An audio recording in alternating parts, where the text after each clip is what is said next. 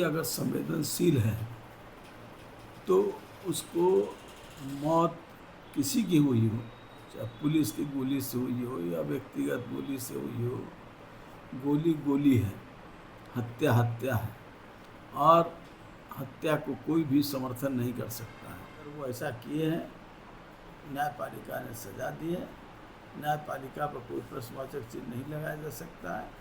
न्यायपालिका जो भी करती वो सही करती है। तो कहा जाता है ना कि सफलता के 100 साथी होते हैं और असफलता अकेला बांझ होता है। हम ऐसा इसलिए कह रहे हैं क्योंकि राजू सिंह के ऊपर कल जिस तरीके से कोर्ट की ओर से फैसला आया, उनको 4 साल की सजा सुनाई गई। इसके बाद उनको कोर्ट से बड़ा झटका लगा, लेकिन अब जदयू इस पूरे मामले से पल्ला झाड़ते हुए नजर आ रही है। आपको बताएं तो जदयू नेता श्याम रजक ने कहा है कि जो जैसा करेगा वो वैसा भुगतेगा। अब चाहे वो कोई भी क्यों ना हो, आम हो या फिर खास हो, इन सभी चीजों को लेकर के श्याम रजक ने राजू सिंह वाले मामले को लेकर के, आपको मालूम होगा कि 7 साल पुराना ये मामला था जहां पर डॉक्टर अर्चना हत्याकांड को लेकर के कल कोर्ट की ओर से जो फैसला सुनाया गया उसके हिसाब से राजू सिंह को बड़ा झटका लगा। 4 साल की सजा उनको सुनाई गई। विधायकी को लेकर के भी खतरा मंडराता नजर आ रहा है। कहा जा रहा है कि विधायकी खत्म होगी कि नहीं होगी, बहुत सारे जो सवाल हैं वो किए जा रहे हैं, वो एक अलग बात है। लेकिन अब ऐसे में जदयू की क्या प्रतिक्रिया आई है वो हम आपको इस खबर के माध्यम से सुनाने जा रहे हैं। श्याम रजक ने क्या कुछ कहा है, किस तरीके से कहा है कि जो जैसा करेगा वो वैसा भुगतेगा। हम आपको श्याम रजक के इस पूरे बयान के साथ छोड़े जाते, क्या कुछ कह रहे हैं वो राजू सिंह के बारे में। अपना दिवस है 5 तारीख, किस तरह से देखते हैं श्याम रजक? 1 वर्ष बीत गए, 30वां वर्षगांठ है उनका।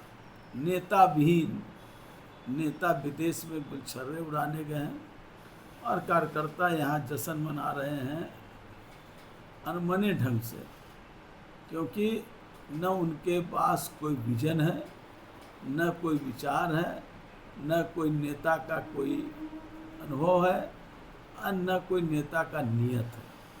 तो इस आधार पर अगर कोई दल है तो वो अपना जश्न मनाए, वर्षगांठ मनाए, लेकिन अपने मूल सवालों से राष्ट्रीय जनता दल हट चुका है। इसको कहने में मुझे कोई अतिशयोक्ति नहीं है। जेड श्रेणी की सुरक्षा मुहैया करा दी गई है, राबड़ी देवी को भी करवा दी गई है, तो पहले वापस लेना और फिर तुरंत उसके बाद मुहैया करा देना। देखिए, सुरक्षा समिति जो है वो हर समय आकलन के माध्यम से लोगों को सुरक्षा की व्यवस्था अलग अलग श्रेणी में करने का काम करती है।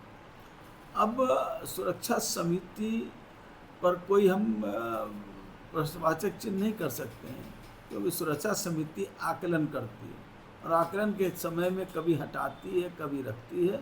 ये सुरक्षा समिति के स्वतंत्र हैं और वो जो भी आकलन करती है वो सही रूप से आकलन करके उनकी सुरक्षा देने का काम, हटाने का काम, फिर देने का काम वो करती है। 1000 करोड़ रुपए तेल कंपनियों को लगे और वो भी सरकार ने उसकी भरपाई की है। इसके साथ साथ 24 के अलावा 40 ऐसे देश सामने आ गए जिन्होंने तेल गैस में भारत को मदद की है और बहुत लोग भ्रम फैलाना चाहते थे, उन्हें निराशा हाथ लगी। देखिए, सबसे पहले तो पूरा देश इस संकट के काल में देश के प्रधानमंत्री और भारत की सरकार के साथ खड़ा था। और जब जब संकट आया इस देश में, सरकारें कोई भी रही हो, लेकिन देश की जनता सरकार के साथ मजबूती के साथ खड़ा रहती है। इस बार भी तेल का जो संकट था, पूरा देश खड़ा रहा और कई राष्ट्रों ने जो सहयोग किया, हम उनके प्रति भी धन्यवाद देना चाहेंगे, आभार व्यक्त करना चाहेंगे। माननीय प्रधानमंत्री जी ने जिस संकट में अपनी रणनीति के तहत तेल कंपनी और विदेश के लोगों के साथ समन्वय करके इस संकट का एहसास लोगों को न होने दिया, इसके लिए माननीय प्रधानमंत्री धन्यवाद के पात्र हैं। और आगे भी अगर इस तरह का संकट आएगा, मुझे पूर्ण विश्वास है कि देश के प्रधानमंत्री श्री नरेंद्र मोदी उस संकट को निवारण के लिए जनता के साथ और विदेशों के साथ जो इनका संबंध है, हमारा देश का जो पुराना इतिहास रहा है शांति के साथ सबके साथ, वो सबका सहयोग और कंपनियों का सहयोग लेने में वो महारत हासिल करते हैं। देखिए, कोई व्यक्ति अगर संवेदनशील है तो उसको मौत किसी की हुई हो, चाहे पुलिस की गोली से हुई हो या व्यक्तिगत गोली से हुई हो, गोली गोली है, हत्या हत्या है, और हत्या को कोई भी समर्थन नहीं कर सकता है। और गोली के जगह बातचीत, संवाद से ही किसी चीज़ का हल होता है।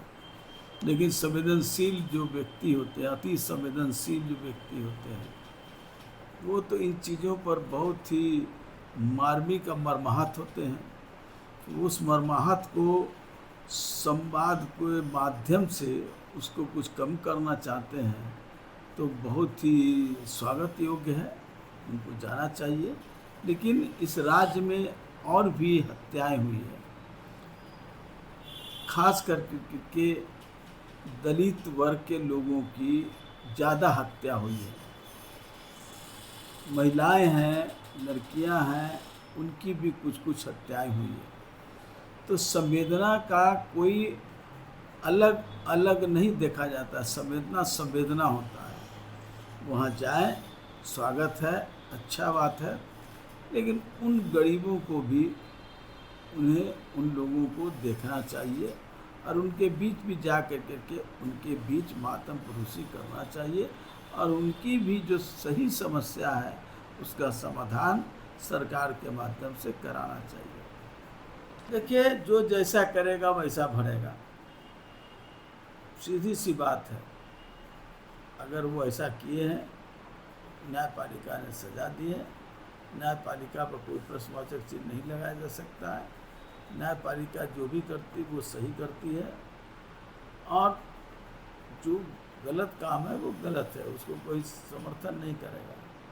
हत्या अगर हुआ है ये अलग सवाल है, कौन किया कौन नहीं किया, लेकिन न्यायालय ने श्री राजू सिंह पर आरोप लगाया है, आरोप को सिद्ध भी करने का काम किया और उनको सजा देने का काम किया।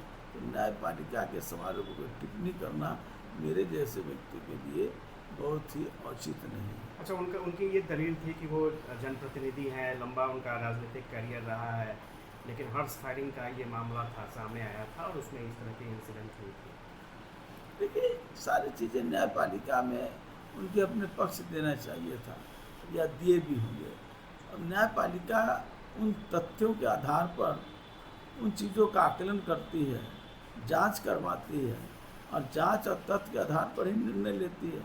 इसलिए उस पर कुछ और कहना ये औचित्य ही नहीं।